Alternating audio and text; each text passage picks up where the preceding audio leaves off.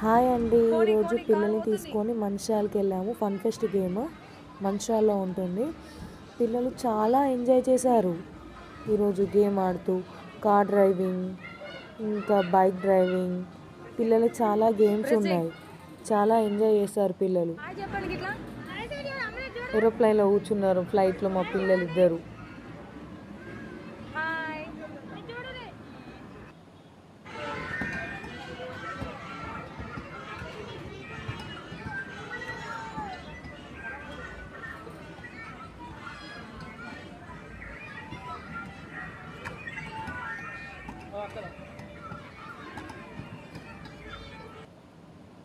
చాలా ఎంజాయ్ చేశారు.